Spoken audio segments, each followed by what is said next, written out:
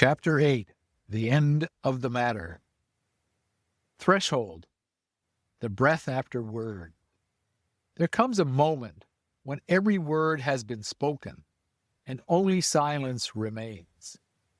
This is not the silence of absence, but the stillness of completion, the sound of God breathing again through everything that was broken. The pause. Before you begin, lay down your question. The answer you seek has been waiting in your silence. All things end here, not in knowing, but in being known.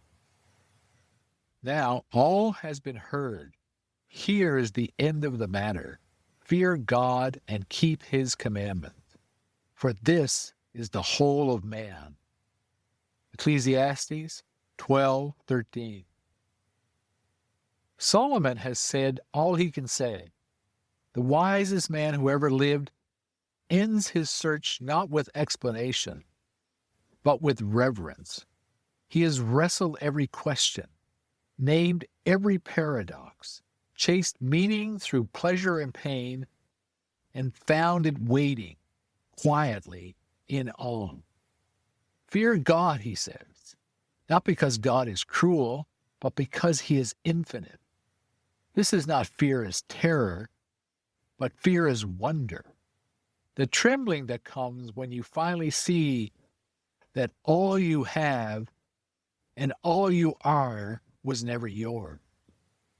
To fear God is to stand in the sunlight of reality, unshielded, unashamed.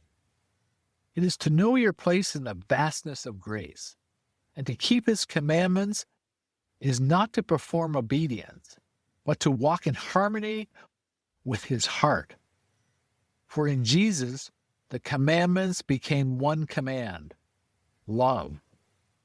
When we love, we do not strive to please a distant deity. We participate in his delight. This is the end of wisdom, not comprehension, but communion. Every question fades here. Every argument falls silent. The teacher's voice dissolves into the breath of God himself. All the ladders have broken. All the dreams have died. All the beauty, once chased, now simply is. What remains? Joy without reason, peace without proof, love without limit. The end of the matter is not an answer. It is a presence. Solomon's words trail off into the wind. And centuries later, the Word himself stands among us, the living completion of every longing. Jesus is what it looks like when humanity finally fears God rightly, not with dread, but with devotion. In him, the commandments become breath, the law becomes love, and the fear of God becomes the awe of belonging. This is the wholeness Solomon glimpsed, the whole of man. Not a creature bowed in shame, but a child resting in the Father's arms, finally remembering that he never left home. When all has been heard, there is nothing left to prove. The only thing left is to be still and to let yourself be held. For this is the end of the matter and the beginning of God. Under the sun, beyond the sun, clarification. Under the sun, we reach the end of questions and still beg for answers. We fear silence, mistaking it for absence. We think wisdom is knowing and call mystery defeat. Beyond the sun, the world ends with breath, not conclusion. Silence is not the void. It is the voice before speech.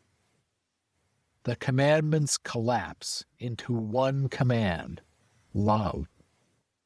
To fear God is to remember wonder. To keep his ways is to walk in the light. The end of wisdom is communion. the stillness after the storm, the breath after words. Echo. You stopped asking, and the silence began to sing.